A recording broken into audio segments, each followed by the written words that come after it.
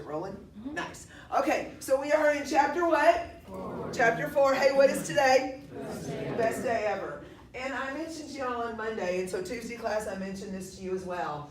I love every bit of this whole book, but this chapter about hormones is absolutely my favorite because I think this is the only class that you take, not only just in the kinesiology department, but even from your A&P, that you dig into the fact that hormones are the messengers of everything that goes on in our bodies.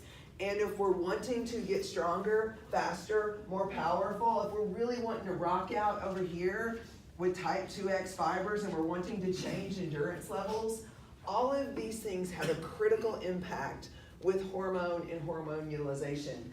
I kind of like to think of hormones as our secret weapon for success. But just like any other secret weapon, you have to know how to use it so that you can be what? Efficient and effective. So you can be what? Efficient. So you can be what? Efficient. Okay, awesome. So jump in with me, cannonball style, right on page 66. Okay.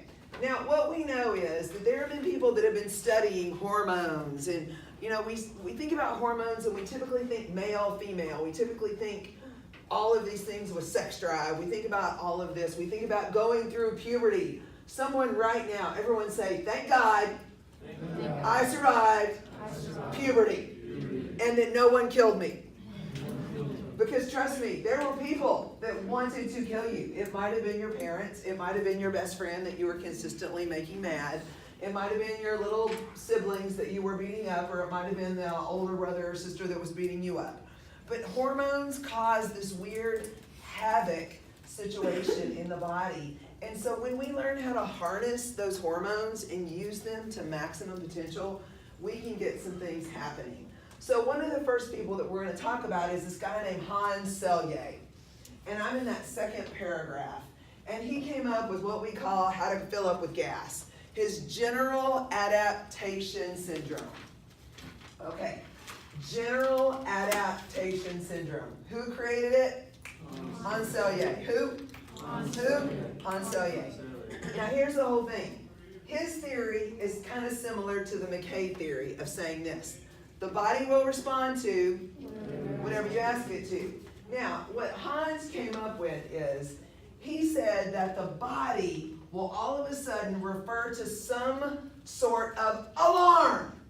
So whether that is doing a power clean, whether that is going for a sprint, that is an alarming thing for your body. Yes or no? Yes. You guys, here's what's interesting. You guys, remember, there's no place like homeostasis. So when you go out and you do something that shocks your body, it does send it into a state of stress or alarm.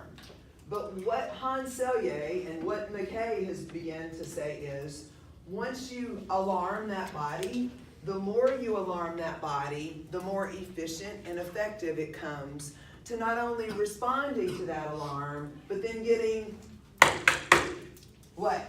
Stronger from that alarm. So it becomes more efficient at that. Okay, so Hans Selye says that all of a sudden we go through this alarm. So think about this. Think about alarm, then there's the reduction. And this is different than worded in your exact book, so write it down McKay style. Okay?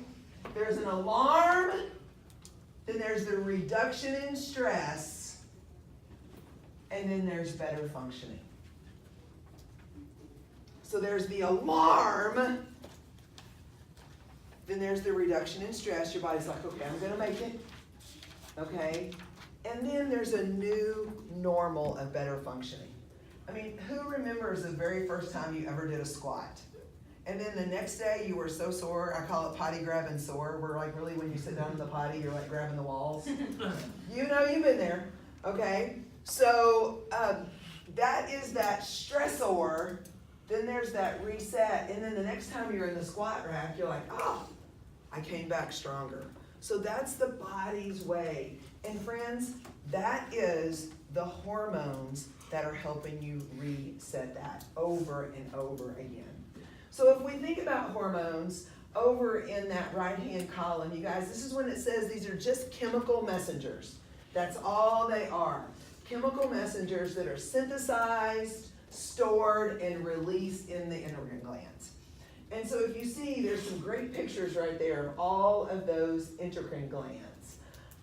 You're going to need to know what those are. You know, until I really started studying this book, I had never really thought of the heart actually being an endocrine gland. I thought, you know, it was the cardiovascular pump to be sure that blood was circulating efficiently and effectively throughout the body. The heart is a gland that releases these things called atrial peptides that are in charge of keeping your electrolytes balanced. How cool is that?